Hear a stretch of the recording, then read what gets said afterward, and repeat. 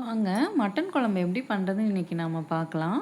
Mutton குழம்பு பண்ணுறதுக்கு first mutton வேக வச்சு எடுக்கணும். அதுக்கு ஒரு மசாலா ரெடி பண்ணலாம். 1 ஸ்பூன் சீரகம், 1 ஸ்பூன் மிளகு, அரை துண்டு இஞ்சி, ஒரு 6 பல்லு பூண்டு, ஒரு 5லேருந்து 6 சின்ன வெங்காயம் உரித்து வச்சுருக்கேன். அதையும் சேர்த்துட்டு கரகரப்பாக அரைச்சி எடுத்துக்கலாங்க மிக்சியில். ஒரு 1/2 கிலோ அளவுக்கு மட்டன் எடுத்திருக்கேன். மட்டன் நல்லா கழுவிட்டு குக்கரில் சேர்த்துக்கலாங்க. சேர்த்துட்டு ஒரு சின்ன தக்காளியும் அதில் கட் பண்ணி போட்டிருக்கிறேன்.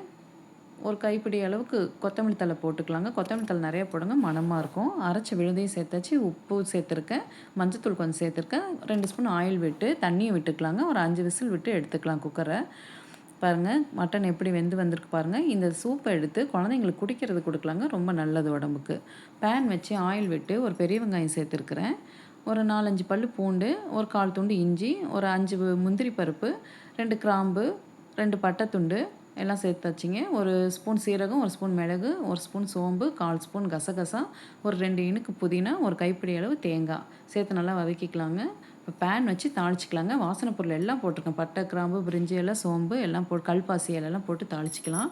சின்ன வெங்காயம் கட் பண்ணியிருக்கேன். நிறைய சின்ன வெங்காயம் போடலாங்க, டேஸ்ட்டாக இருக்கும். போட்டுட்டு தக்காளியும் போட்டு வதக்கிட்டுங்க. அது தாளிச்சிட்டு இருக்குது. அந்த டைமில் இந்த மசாலா அரைச்சி எடுத்துக்கலாம். குழம்பு தூள் போட்டிருக்கேங்க 2 ஸ்பூனு, வெறும் மிளகாய் தூள் போட்டிருக்கேன், தனியாத்தூள் 1 ஸ்பூன் போட்டிருக்கேன். அரைச்ச விழுதையும் போட்டு வெந்த மட்டனையும் சேர்த்தாச்சு. நல்லா கிளறி விட்டுக்கலாங்க. எங்கள் வீட்டுக்காருக்கு தண்ணியாக இருந்தால் தான் பிடிக்கும். இன்றைக்கி அதனால் நான் தண்ணியாக தான் வச்சுருக்கேன். கெட்டியாக வேணும் நல்லா திக்காக வச்சுக்கலாங்க. நல்லா வற்ற விடுங்க குழம்ப.